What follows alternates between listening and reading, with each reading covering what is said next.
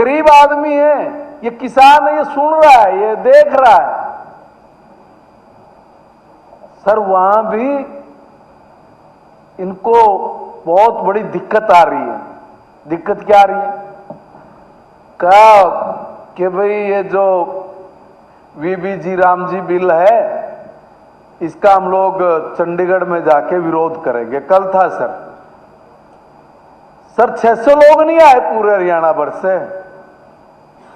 कमाल की बात हो गई है। इनके कार्यकर्ता भी नहीं आए सर, कार्यकर्ता भी नहीं पहुंचे। इनका है ही नहीं कार्यकर्ता। 600 लोग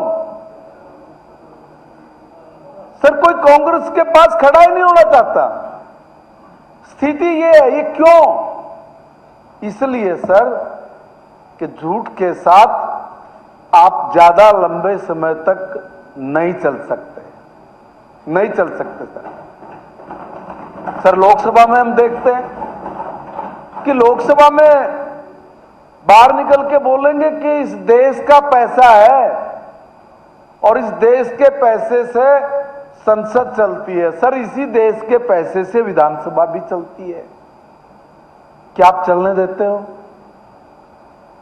इस देश के हित में माननीय प्रधानमंत्री नरेंद्र मोदी जी जो योजनाएं लेके आए, संसद के जरिए, कानूनों के जरिए वो देश के, दुनिया के हर व्यक्ति को, हर समाज को बताना चाहते हैं कि भाई देखो हमने ये कानून बनाया है और इससे ये लाभ होने वाला है।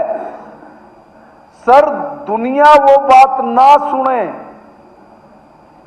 क्योंकि उसमें भी बदलाव है, और जो बदलाव किए वो दुनिया सुनेगी कि पहले ये क्या कर रहे थे, अब क्या हुआ, तो इसमें तो इनकी दिक्कत हो जाएगी। इसलिए सर उस किए हुए कर्मों को छुपाने के लिए इस देश के पैसे की बर्बादी सबसे ज्यादा ये लोग कर रहे हैं सर। विरोध कर देते हैं, सुनते नहीं हैं, चर्चा नहीं करेंगे, उसमें से भाग जाएंगे, हमसे पहले निकल के बाहर मीडिया में चले जाएंगे, मीडिया में जाके अनाप शनाप कुछ कुछ बोलेंगे। अरे भाई वहां क्या है? तुम यहां जो सारा मीडिया यही है, हर चैनल है यहां पर। आपने लाइव किया हुआ सर, इतना अच्छा बंदोबस्त आपने करके दिया है। यहां से खड़े होकर बोलते तो सब लोग सुनते हैं, हम लोगों को भी पता लगता कि इसमें क्या कमी है। हम लोग भी माननीय मुख्यमंत्री जी के माध्यम से कहते कि सर इसमें कांग्रेस के साथियों ने कुछ सुझाव दिए हैं, ये सुझाव भी जरा इसमें जोड़ लो ताकि और ज्यादा भला हो जाए। मगर सर इस तरह की बात जहन में नहीं है। फिर अगर मान लीजिए कोई गलत कानून आया है, उस कानून के खिलाफ आप लोग सड़क पे उतरे हुए हो, आप स्टेटमेंट दे रहे हो, आपके सारे नेता देश भर में बवाल मचाए हुए हो, तो आपको तो मंच चाहिए। और लोकतंत्र का में सबसे बड़ा मंच अपनी बात कहने के लिए सर सदन है। मंच में शब्द गलत ले रहा हूं, माफी चाहूंगा सर, मगर शब्द जोड़ने के लिए मैं कह रहा हूं सदन है सबसे बड़ा उनके लिए, हमारे लिए, किसी के लिए। सर वो मंच जो हमारा मंच है, जो विधायकों के लिए या लोकसभा सांसदों के लिए, सर यहां से क्यों भाग रहे हो? गलत बात अगर है तो कोई उस बात को यहां रखते, सारा देश सुनता, सारा प्रदेश सुनता, हमारी जो कमियां थी वो बताते उनको कि देखो भाई ये कमी, हम अगर कमी होती या कोई चीज होती तो हम उसको स्वीकार करते। मैंने जैसे कहा, हम भी माने मुख्यमंत्री जी को कहते कि जी जरा ये चीजें जड़वानी चाहिए, कोई बात तो होती सर। मगर शुरू में खड़े होते ही जैसे श्री रामकुमार कश्यप जी ने कहा कि मैं नियम 84 के अधीन एक प्रस्ताव लेके आया हूं, इस पे चर्चा चाहता हूं, तो एकदम खड़े हो गए सर और कानून की किताब लेके खड़े हुए और कह लगे तो रूल में नहीं है। अरे जितना उस किताब पे ध्यान दिया आपने, रूल बताने के लिए ध्यान दिया, इस प्रदेश की जनता को यह बताया, इतने में आप कितने अच्छे तरीके से इस कानून की खामियों को बताते, मगर वो नहीं बताई और चर्चा से भाग गए। सर, ये कांग्रेस की देश की संसद में भी यही हालात है कि अच्छे मुद्दे, अच्छे कानून, अच्छे काम का विरोध करो और संसद से वॉकआउट कर जाओ, या वहां पर बदतमीजियां करो, या वहां पर इस तरह का आचरण दिखाओ जिससे सारी दुनिया में मैसेज ठीक ना जाता हो। मुझे तो ऐसा लग रहा है जैसे गुरु वैसे चले। सर, जैसा काम हुआ है वैसा काम यहां भी है। हर अच्छे टॉपिक के ऊपर तुरंत पीठ दिखा के भाग जाना, सामना करने की हिम्मत नहीं। फिर ऐसी बात कहते क्यों सदन में, ऐसी चर्चा करते क्यों जिसका आपको समझ ना हो, नॉलेज ना हो, या जिसका पूरा ज्ञान ना हो। एक भी सदन में सर ऐसी कोई भी, इतने सेशन हुए सर, आज तक मैंने कभी कांग्रेस को लास्ट तक अपनी कही हुई बात का उत्तर लेते हुए नहीं देखा, कभी भी।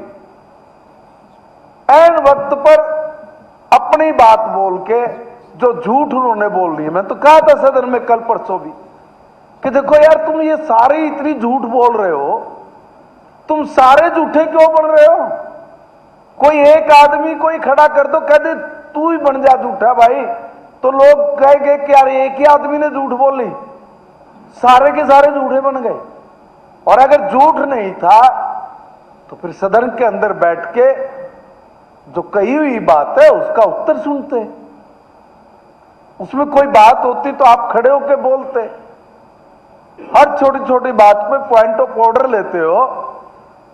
अगर सदन में कोई झूठ बोलता है, आपको वो उत्तर नहीं जमता, तो आप जितना सॉफ्ट सरल हृदय का स्पीकर जो उनको इतना समय देते हैं बोलने के लिए, तुरंत हर बात पे पॉइंट ऑफ ऑर्डर पे उनके सर उनको खड़ा करके उनकी जो तथ्य रहित बात होती है उनको भी सुनवाते हो, और काम की बात बोले तो आप तो और भी ज्यादा अवसर देते हो उनको।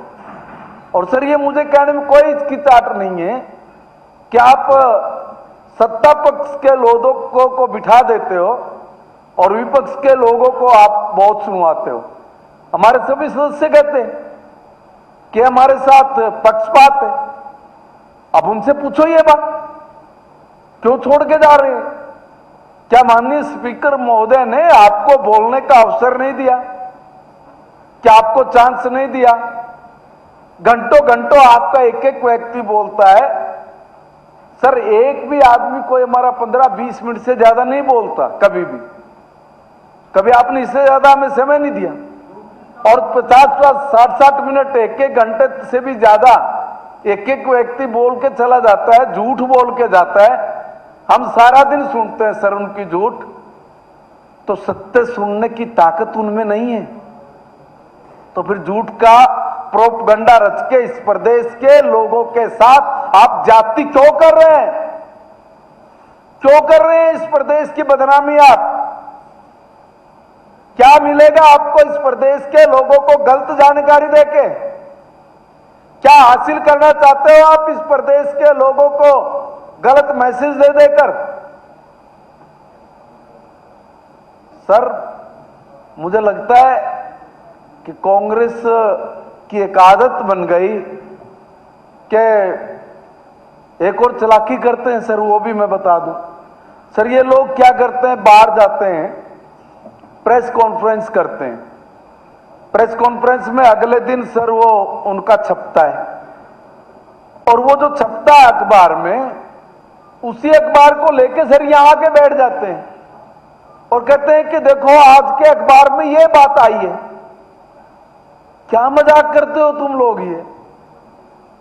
सर देखिए, मुझे लगता है कांग्रेस इस प्रदेश के किसी भी मामले को, मुद्दे को, परेशानी को, कठिनाई को समझती नहीं है, जानती नहीं है। और मैंने कल मेरा वीडियो बना के 1 मिनट में प्रसारित हो गया कि मैंने कहा कि गुलछर्रे उड़ाने के लिए आते हैं। सर मैंने गलत नहीं कहा, आज मैं अपनी बात पर फिर स्टैंड करता हूं, ये वास्तव में गुलछर्रे उड़ाने के लिए आते हैं। इसलिए सर मैंने ये जो श्री राम कुमार कश्यप जी हमारे जो प्रस्ताव लेके आए थे चर्चा के लिए, मैं इस प्रस्ताव का समर्थन करता हूं और देश के सम्मानित प्रधानमंत्री आदरणीय नरेंद्र मोदी जी का धन्यवाद करता हूं, जिन्होंने एक गरीब मां के पेट से जन्म लेके इस देश के गरीब के उत्थान के लिए अपना जीवन लगा दिया। ऐसे महापुरुष को सत सत नमन और सत सत नमन ऐसे देश के महापुरुषों का, जिन्होंने इस भारत की शुभ और आगे बढ़ने के लिए हमें आशीर्वाद दिया है। और मैं अपने सम्मानित मुख्यमंत्री आदरणीय नायब सैनी जी का भी दिल से आभार व्यक्त करता हूं। ये तो ये सोचते थे कि इस बार आएगा मजा, इनके कई लोग बोलते थे। क्यों बोलते थे? कि नायब जी हैं, देख लेंगे सदन में। ऐसी हवा का डीसर आज तक टायर में टूटी भी ना फैली, दोबारा भरेंगे कहां को? ऐसी हवा निकल गई सर, दिमाग में कुछ और रख के आते हैं। प्रदेश के एजेंडे नहीं है, मगर तमाशा क्या करना है इसका एजेंडा हर रोज शाम को तैयार कर लेते। कल फिर एक नए तमाशे के साथ एक एजेंडा लेके आपके बीच में पेश होंगे। तो सर मैं आपका बहुत बहुत धन्यवाद करता हूं कि आपने एक नॉन सीरियस जो विपक्ष है उसको आज ये बता दिया कि इस सदन में एक सीरियस पक्ष भी बैठा है। इंडियन नेशनल लोकदल के साथी ने सर जम के हमारे बारे में बोला है, और आदरणीय अर्जुन चौटाला जी को जो आपने स्थान दिया सर, ये और सुझाव भी दिए सर, कोई कमी है पेशिए बताइए ना, इससे ज्यादा अच्छी जगह कहां मिलेगी? सर आदित्य जी ने कोई हमारे बारे में कोई बात बोली है? उन्होंने अपना विचार रखा है, सबने सुना है, उन्होंने कोई हमारे पक्ष की बात बोली? मगर उनका जो विचार है, उनकी जो थॉट है, उनका जो सोचना है, उन्होंने पूरे प्रदेश की जनता को बता दिया मेरा ये विचार है। क्या वो नहीं बता सकते थे? सर अंत में मैं इस प्रस्ताव का समर्थन करते हुए आपका बहुत बहुत धन्यवाद करता हूं कि आपने मुझे इस चर्चा में भाग लेने का अवसर दिया। भारत